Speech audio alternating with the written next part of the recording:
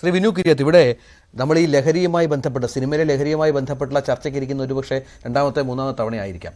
പല വിധത്തിലുള്ള വാർത്തകൾ തുടർച്ചയായി വന്നുകൊണ്ടിരിക്കുന്നത്. ഇതിന് സിനിമാ പ്രവർത്തകരുടെ ഡിഫൻസ് എന്ന് പറയുന്നത് എല്ലാം സിനിമയിൽ നിന്നാണ് തുടക്കം. നിങ്ങൾ എന്തിനാണ് സമൂഹത്തിൽ എല്ലാ സ്ഥലങ്ങളിലും ഇത്തരം ലഹരി വസ്തുക്കൾ ഉപയോഗിക്കുന്നവരുണ്ട്, അക്രമ സംഭവങ്ങളുണ്ട്. ഇപ്പോൾ ഒരു കൊലപാതകം ഉണ്ടായാൽ അത് സിനിമയിൽ നിന്നുള്ള സിനിമയെ സ്വാധീനിക്കുന്നത് കൊണ്ടാണ് എന്ന് പറയുന്നു. ലഹരി ഉപയോഗിക്കുന്നവർ സിനിമയിൽ മാത്രമാണെന്ന് വരുത്തി തീർക്കാൻ ശ്രമിക്കുന്നു. ഇപ്പോൾ ഇത്തരം വെളിപ്പെടുത്തലുകൾ വരുമ്പോൾ അതൊരു കേവലം ഒരു ഒരു വിശദീകരണം എന്നതിനപ്പുറത്തേക്ക് അതിന് മറ്റു പ്രാധാന്യം കൽപ്പിക്കേണ്ടതുണ്ടോ? ആദ്യം വിൻസിക്ക് ഒരു നല്ല അഭിനന്ദനം. കാരണം ഇത്ര സധൈര്യം തനിക്ക് നേരിട്ട അനുഭവങ്ങൾ പറഞ്ഞതിന്. പക്ഷെ ഇവിടെ ഒരു ചെറിയ പ്രശ്നം എന്ന് വെച്ചാൽ, ഈ നമ്മൾ സ്ഥിരം പറയല്ലോ ഇവരൊക്കെ പ്രമുഖരാണല്ലോ, സിനിമയിൽ പൊതുവെ നമ്മൾ പറഞ്ഞല്ലോ പ്രമുഖൻ. ഇവരുടെ ഒന്നും പേരുകൾ പറയാത്തിടത്തോളം വിൻസി അത്തരക്കാരോട് ഇനി അഭിനയിക്കില്ല എന്ന് പറയുമ്പോൾ ഒരാളോ രണ്ടാളോ ആണെന്ന് തോന്നുന്നില്ലല്ലോ സിനിമയിൽ ഇത് ഉപയോഗിക്കുന്നത്. അപ്പം നാളെ മറ്റൊരു സിനിമയിൽ അഭിനയിക്കുമ്പോൾ ഇതുപോലെ ലഹരി ഉപയോഗിക്കുന്ന ഒരാളെ കാണുമ്പോൾ അപ്പോഴും ആ സിനിമയിലും ഒരാൾ ലഹരി ഉപയോഗിച്ചു എന്നേ പറയുള്ളൂ, അയാളുടെ പേര് പറയുമോ എന്നുള്ളതാണ് ഇവിടുത്തെ ഒരു പ്രസക്തമായ പ്രേക്ഷകൻ ചോദിക്കുന്ന ചോദ്യമാണ്. നമുക്കറിയാമല്ലോ സാധാരണക്കാരനാണ് പിടിച്ചു കഴിഞ്ഞാൽ അവൻ്റെ ജാതകവും അവൻ്റെ കുടുംബവും വരെ വരാറുണ്ട്. സിനിമാക്കാരെ പിടിച്ചു കഴിഞ്ഞാൽ അല്ലെങ്കിൽ പ്രശസ്തരെ പിടിച്ചു കഴിഞ്ഞാൽ പ്രമുഖർ എന്ന് തന്നെ പറയാം. പിടിച്ചു കഴിഞ്ഞാൽ ഇതൊന്നും പുറത്ത് വരാത്തതുകൊണ്ട് ഇപ്പം ഒരുപാട് പേര് സംശയത്തിൻ്റെ മുന്നിലല്ല. ആ കുട്ടി ഒരുപാട് സിനിമകളിൽ അഭിനയിച്ചു കഴിഞ്ഞു. അപ്പോൾ തീർച്ചയായിട്ടും വിൻസി അഭിനയിച്ച സിനിമകളിൽ ഏതൊക്കെ നടനാണെന്നുള്ള പലരുടെ നമുക്ക് സംശയിക്കും. അത് പാടില്ലായിരുന്നു. പോട്ടെ, അറ്റ്ലീസ്റ്റ് ആ സമയത്ത് അവർ ഭയങ്കര സങ്കടത്തോടെ പറയുന്നുണ്ട് വല്ലാത്ത ബുദ്ധിമുട്ടായിരുന്നു ആ ലൊക്കേഷനിൽ, സത്യമായിരിക്കും. പക്ഷെ അവർക്ക് ഇവിടെ ഒരു സംഘടനയുണ്ട്, അമ്മ, അവിടെ കംപ്ലയിൻറ്റ് ചെയ്യാമായിരുന്നു. അല്ലെങ്കിൽ പോലീസിനെ കംപ്ലയിൻറ്റ് ചെയ്ത് നമുക്കറിയില്ല. ഇന്ന് ഏറ്റവും കൂടുതൽ ലഹരിക്കാരുടെ നിന്ന് അടികൊള്ളുന്നത് പാവം പോലീസാണ്. ഇന്നും കണ്ടല്ലോ ഒരു പയ്യൻ റോഡിൽ നിന്ന് സേർത്ത് വലിക്കുന്നു, അത് ചേസ് ചെയ്ത് പിടിച്ച് അവൻ ബാക്കിൽ ചേസ് ചെയ്ത് പോയിട്ട് ഹെൽമെറ്റ് കൊണ്ട് 2 പോലീസുകാരെ തല്ലുന്നു. അപ്പോൾ ഈ പോലീസുകാർക്കും അവരും മനുഷ്യരാണ്. പക്ഷേ ഇവിടെ എന്തുകൊണ്ട് ഇത് സംഭവിക്കുന്നു എന്ന് ചോദിച്ചാൽ പോലീസുകാരുടെ പലർക്കും ഇതിനകത്ത് വലിയ പങ്കുണ്ടെന്നുള്ളത് നമ്മൾ ഒരുപാട് തവണ കണ്ടിട്ടുണ്ടല്ലോ. ഇപ്പോൾ തന്നെ ബഹുമാനപ്പെട്ട കോടതി പോലും പറഞ്ഞു വെച്ചാൽ തെളിവില്ല.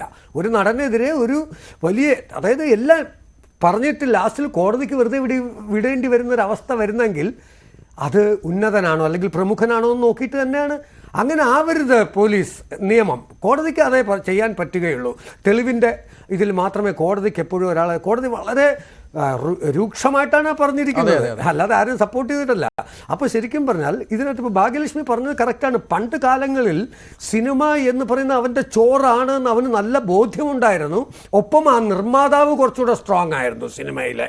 അപ്പോൾ എന്ത് പറ്റി, ഇങ്ങനെ പോയി കഴിഞ്ഞാൽ ആ ഒരു സിനിമയിലേ പോകത്തുള്ളൂ. ഇന്നതല്ല. ഇന്ന് താരങ്ങളുടെ പുറകെ നിർമ്മാതാക്കൾ പോയി തുടങ്ങിയപ്പോൾ നോക്കൂ, ഇന്ന് 12 മണിക്ക് 1 മണിക്കൊക്കെയാണ് പുതിയ താരങ്ങൾ ലൊക്കേഷനിൽ എത്തുന്നത്, നായകന്മാരൊക്കെ ഇല്ലേ.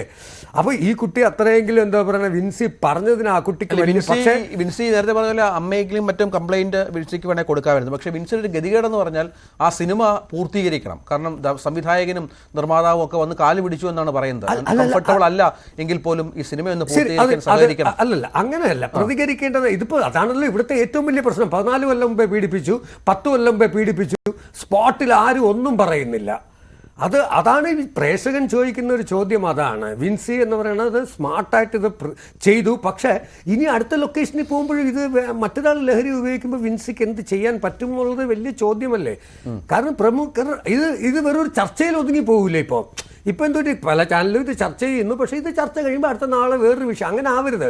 ഇൻഡസ്ട്രിക്ക് ചീത്തപ്പേരാണ്. അത് മാറ്റാനായിട്ട് ഈ പറഞ്ഞ പോലെ വിൻസിയെ പോലെ എല്ലാവരും രംഗത്ത് വരണം. അത് പിന്നെ പുരുഷന്മാർ മാത്രമല്ല കേട്ടോ ലഹരി ഉപയോഗിക്കുന്നത്. അതും അറിയാമല്ലോ, സിനിമയിൽ തന്നെ നമ്മൾ പല ലാംഗ്വേജിൽ നമ്മൾ പിടിക്കപ്പെട്ടിട്ടുണ്ട്, സ്ത്രീകളും. അതുകൊണ്ട് നമ്മൾ സോഷ്യൽ മീഡിയ കാണുന്നുണ്ടല്ലോ, പെൺകുട്ടികൾ തന്നെ ലഹരി വിൽക്കുന്നതിൽ കൂട്ടത്തിൽ ഇപ്പോൾ ഏറ്റവും കൂടുതൽ പെൺകുട്ടികളാണ്, വലിക്കുന്നതിലും ഏറ്റവും കൂടുതൽ പെൺകുട്ടികളാണ്. പക്ഷേ ഇതിൻ്റെയൊക്കെ ഉന്നതരെ ഇതുവരെ പിടിക്കുന്നില്ല.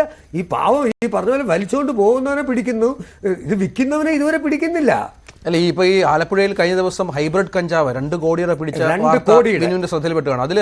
അതില് ഇവർ കൃത്യമായി അവരുടെ മൊഴിയിലുണ്ട്, എക്സൈസ് ഉദ്യോഗസ്ഥർ നമ്മളോട് പറയുന്നതാണ് ഈ 2 പ്രമുഖ നടന്മാരുടെ പേരുണ്ട്. പക്ഷെ ആ കേസും ഈ പറഞ്ഞ 2015 കേസ് പോലെ എങ്ങും എത്തില്ല കാര്യത്തിൽ യാതൊരു സംശയമില്ല.